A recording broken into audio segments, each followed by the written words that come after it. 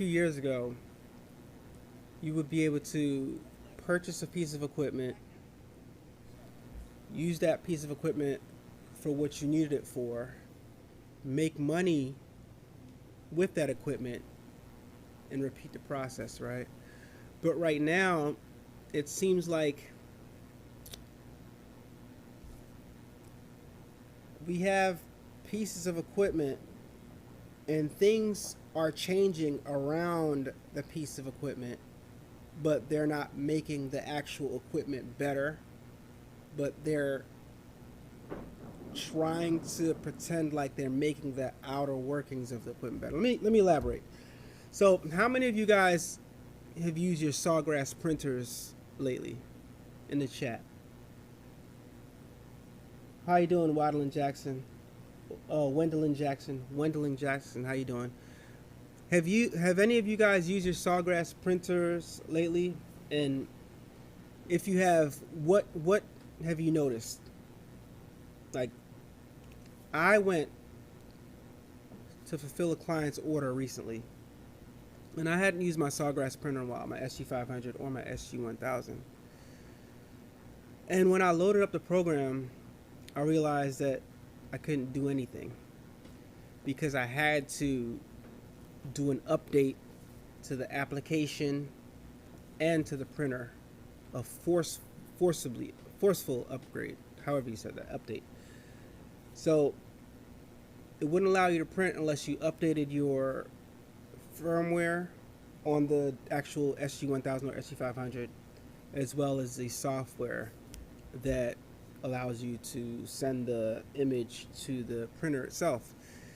And it was a headache for me because it took so much time for me to not only download the programs, but it was a little bit buggy at first.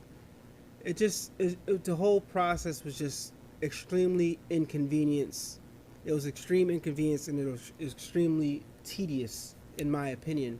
And I still think that the new way of doing things, I think they tried to make it easier, but I was used to the old way of doing things. And if it's not broke, you shouldn't necessarily have to fix it. But the new system works, but it's just not. It was just a big inconvenience to get used to, or even start up.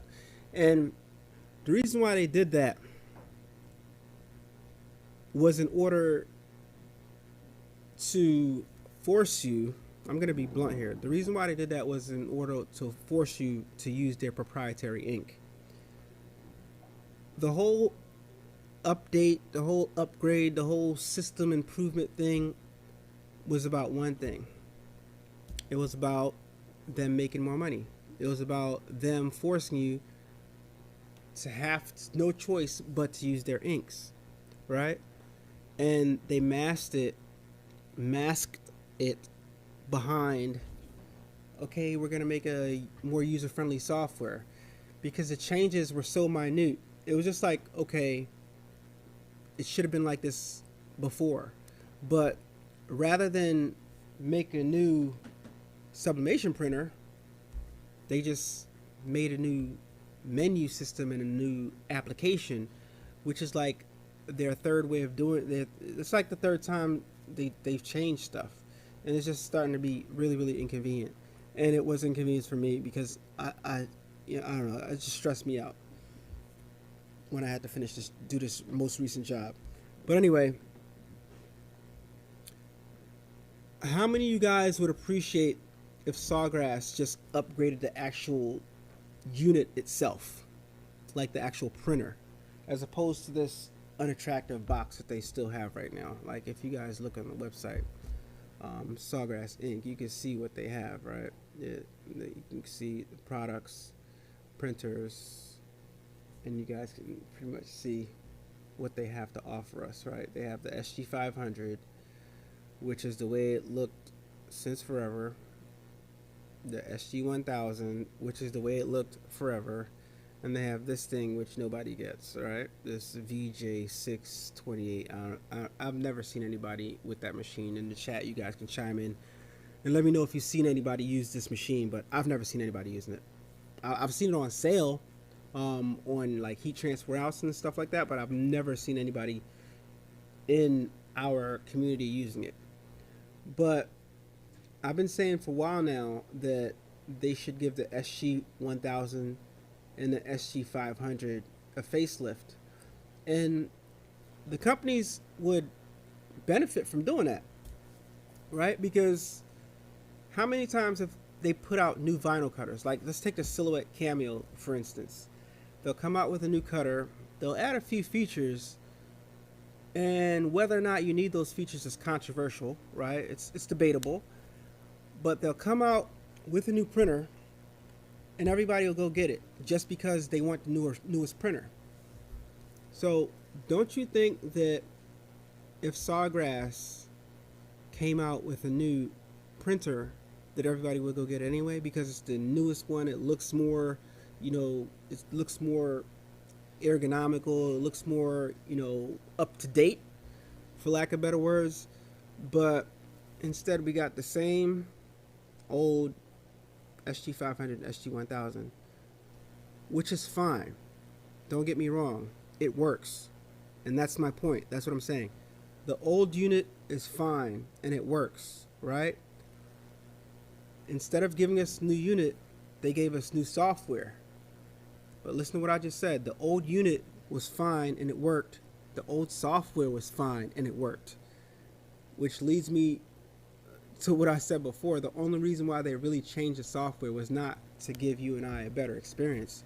It was to embed in the software that, okay, if you put non-proprietary ink in the system, your printer is not going to work. So when I say in question, like, are we being lied to? Are we being like taken advantage of? It's just something that I want you guys to think about moving forward, because right now, like, a lot of things are happening behind the scenes. A lot of companies and businesses are desperate to figure out a way to squeeze more dollars out of you. And I am a fan of using the proper equipment with the, for the proper things, because it makes it work better, right? When you use the right ink with the right printer and stuff like that. And the cheaper ink, you get a lower yield, and your colors might be less saturated. It won't last longer and stuff like that. Your inks will run out faster when you use the crappy stuff. But this was on my mind because I went to use my SG 500 and it wouldn't work. Went to use my SG 1000, it wouldn't work.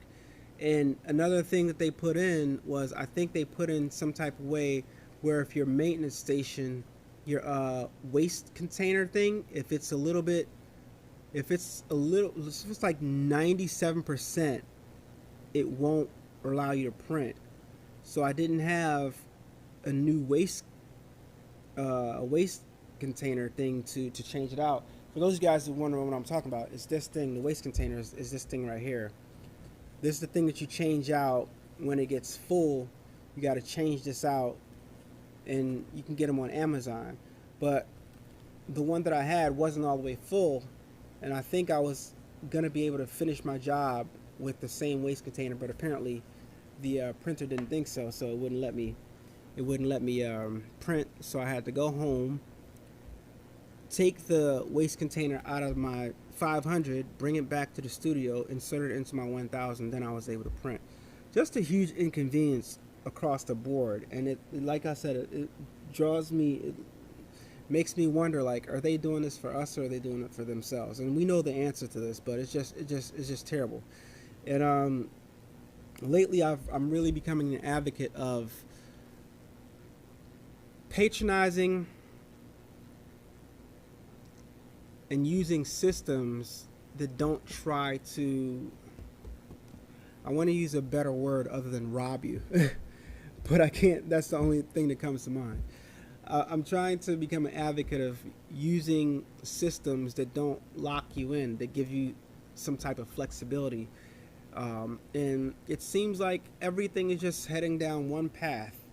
subscription, buy my machine, can't use my machine unless you use my software, can't use this unless you use this that I also sell. And it's just unfortunate that you can't buy. Soon you'll have to buy a heat press and pay for heat through, or pay for electric through their electric company, or else you can't use their heat press or some ridiculous stuff like that. I don't know. You guys know what I'm saying though. It's getting kind of ridiculous. And I think if you buy a machine, you should be able to use that machine to its fullest potential with whatever other, you know, things you want, right? Whatever files, whatever, you know, threads, whatever, but whatever inks in this case, you know, but you can't do that because they lock you into their ecosystem. I digress, guys. I just want to know your thoughts about that in the comments down below. What do you guys think about this? And name some other machines that are making you use their thing and locking you into their ecosystem. I can think of one that comes to mind right away. Brother, with that Brother stitch machine, where you can't use it unless you lock into their software, and it's just a mess, guys. It's messy times that we live in, right? You can't buy a machine and use a machine. You have to buy a machine and pay for a subscription and use it. It's crazy. All right, so moving right along.